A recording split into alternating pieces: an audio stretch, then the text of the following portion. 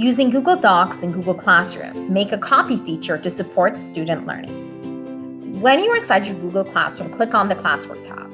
You will see some topics that you may have created, and then click on the Create button. Choose Assignment as the option.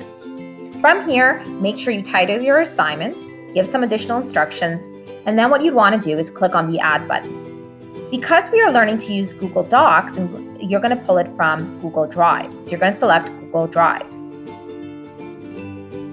If you have already created your assignment in Google Docs, you're going to see your recent documents right on over here, and you can select that option and pull that in. Now your assignment is added into Google Classroom. Notice that students can view the file, meaning that they can see your document, but they can't make any changes. Or you can select Students Can Edit File. Just be aware that if you give students editing rights to your file, they're going to change your original copy. You can also choose the option Make a Copy for each student. I like to think of this as the teacher file, and then if you make a copy for each student, this is like the photocopied version where they would get a copy of your file into their personal Google Drive.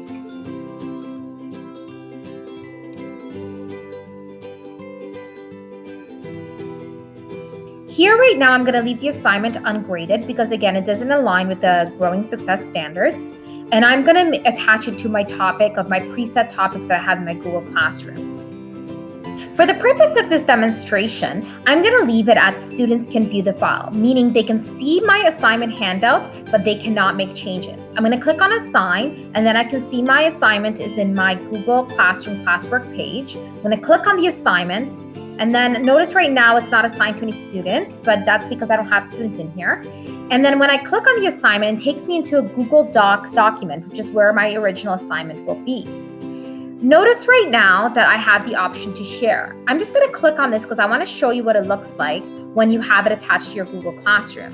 Right now there are two groups that have permissions, and if I click on Advanced, right on over here, I can see that I'm the owner because it's my Google Doc document, it's my assignment handout. But then I can also see that it's attached to that specific Google Classroom, and that students right now at this moment in time have only viewing access because I see this through the eyeball icon. And if I had teachers in there, they would have editing access because that's a teacher I would have in there. Let's say I was co-teaching. If you have added an assignment and left the default to students can only view a file, or if you've added material into your Google Classroom, the default is automatically students can view a file. It means students can see what you're asking of them, but they can't necessarily type into the document. Often, we want students to type in responses to questions we may have posed, or we may want them to annotate a copy and maybe make some highlights on it, but we don't want them to change our original copy.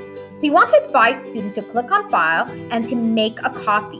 What happens when they click on this option is that a copy of your original handout gets copied into their Google Drive.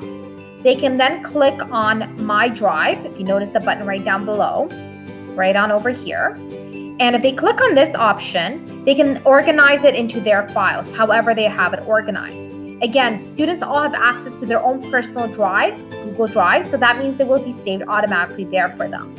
So once they make a copy, now if you notice if I click on OK, right on over here, a new copy will be made of the original file. So now students can actually highlight, for example, they can select the highlighter option and pick yellow.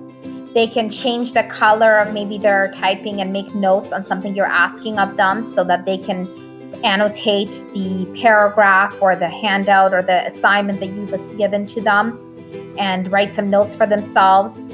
They can also, for example, if they highlight a selection, they can click on the icon with the little plus and add a comment for themselves.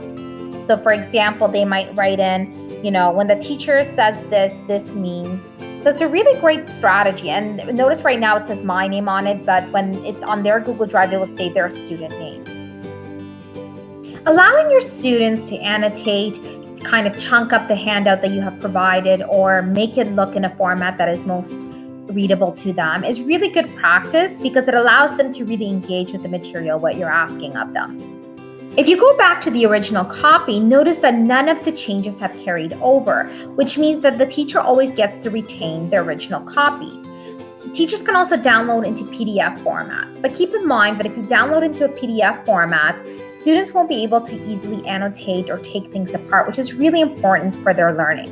Remember, teachers can always make a copy for each student right off the bat when you're posting assignments into Google Classroom. And if you post any material, advise students to click on File so that they can always make a copy for themselves and save into their Google Drive.